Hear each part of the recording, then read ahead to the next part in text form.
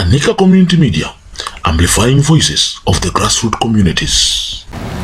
Now, this week, the International Conference, Population and Development, commonly known as ICPD plus 25, is coming to Nairobi, or is said to be coming to Nairobi. This conference comes under the gaze of promoting health in the family and using population information to advance development. However, we have understood that the real intention of the conference is to have some conversations and advance ideology that promote things contrary to our faith and culture.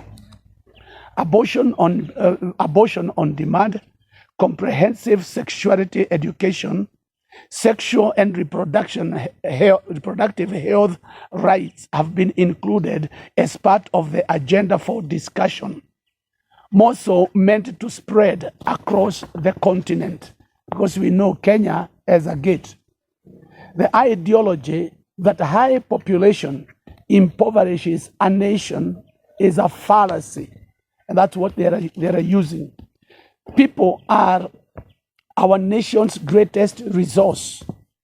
An economy cannot grow without plenty of labor or access to vast market. Labor is people. Market is people. It is impossible to treat human life with contempt and expect to grow our country. If you compare, when we compare ourselves as a nation, Kenya, you think of UK, the United Kingdom has a population of about 66.4 million. The surface area of the UK is 243,000 square kilometers. Kenya has a population of 47 million only.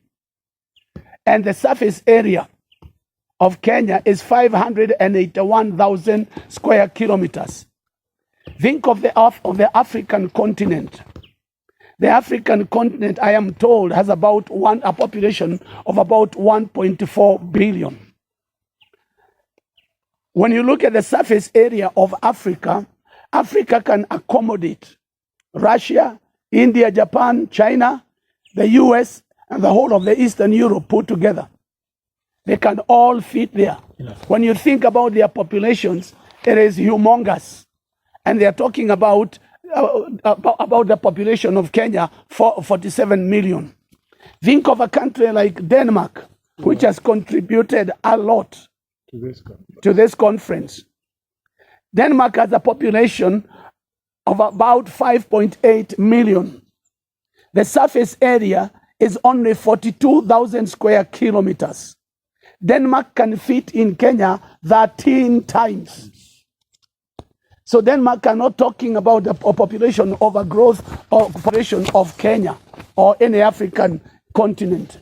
We know the secret is to attack or to inherit the African people. Yes. And we are not going to keep quiet as church leaders. It is important to know that life is sacred. God is the giver of life, and He is the one who calls us home when we are done on earth. As Kenyans, we acknowledge this, and even put it in our Constitution's preamble. Life must be protected from the womb to the tomb. Yeah. Anyone who says that a woman's life is more precious than an unborn child is actually dehumanizing both of them, making the case for pregnancy as a cost, an inconvenience, or a dispensable nuisance is barbaric and retrogressive. We stand and categorically state we will never support the shedding of innocent blood on the altar of human convenience. Promoting a culture of death is selfishness. This is where abortion falls. This is calling a curse on the land. And we don't want to live in a cursed land, because God cannot bless us when we have killed innocent, defenseless babies. What they have done in their country, they want to transfer it to our nation. We should be able to stand and oppose that and say, this is our motherland. True. And we are not going to allow these things to be imported to us, things that have failed to work for them. Then they bring those things here. We will not allow that. That's why we are here today. Bishop Michoke. Thank you. Child protection and parental empowerment. Our children are our future. Part of being responsible citizens is passing on values and the principles to the next generation to ensure the perpetuity of our people. Comprehensive sexuality education proposals to indoctrinate our children with the ideology that promotes behavior that has been attributed to destruction of civilization. Children being taught to satisfy themselves sexually is very shameful. Have sexual adventures with both genders to discover their sexual orientation. Liberal of use of contraceptions, including hormonal contraception and abortion as birth control, among subjects being taught. All this to be taught without parental knowledge and consent. Use of adolescent-friendly facilities that ensure children access life-altering facilities and parents are only involved when it goes wrong, and the child loses their self-esteem, health, and sometimes even their life due to misguided intervention from counselors who cannot possibly love and care for our children more than the parents do. We condemn this in the strongest terms possible. We must protect the right of parents to raise their children according to the faith and culture in which they are born. The child's first line of instructions and protection is parent. By empowering parents to play their role effectively, giving them the tools to communicate clearly to their children, we find improvement in our society. We call the Kenyan legislators, even as you are working on the amendments of the Children's Act, to be aware that we are vigilant. Do not disempower parents. In fact, the provision introduced should give parents greater rights and corresponding responsibility of their children's upbringing and welfare. Sexual and reproductive health rights disinformation. Sexual and reproductive health rights is the new frontier in the quest towards greater population control. The guise of sexual activity as a basis for conferring rights is opening a Pandora's box. As our president has said,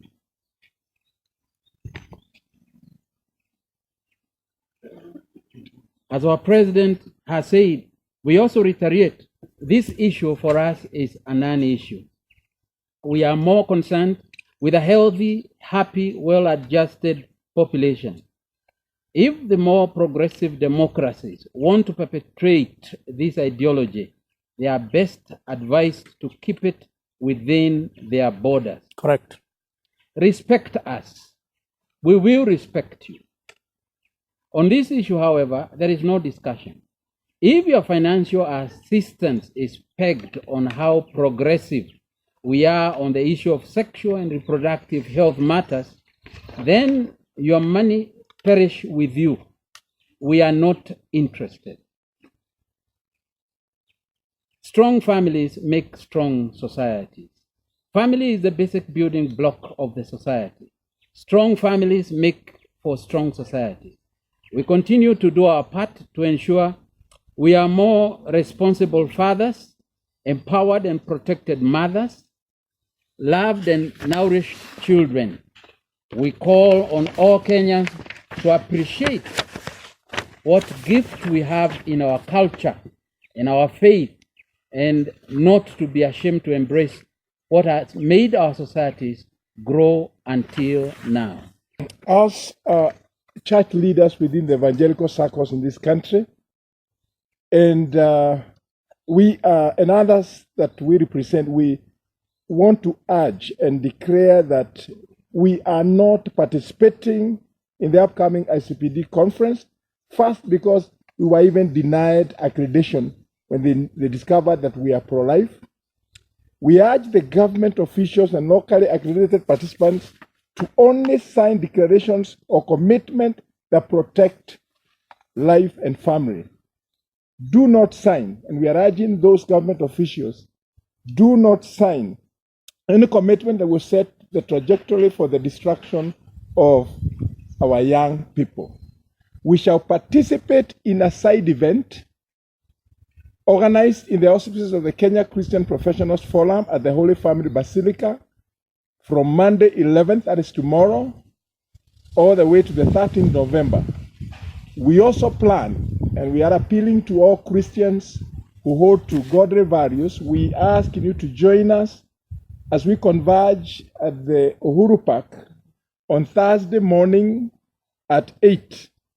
Between 8 and 9 for 2 hours, we shall march in the city to stand up for the family and especially for the unborn who cannot speak for themselves. We say that God bless Kenya and God preserve the lives of the Kenyans. And we want to commend, as we conclude our statement, the President and the members of Parliament who have already voiced their rejection of the ideologies that have been introduced in the conference, even before the conference has begun. Thank you. Community media, amplifying voices of the grassroots communities.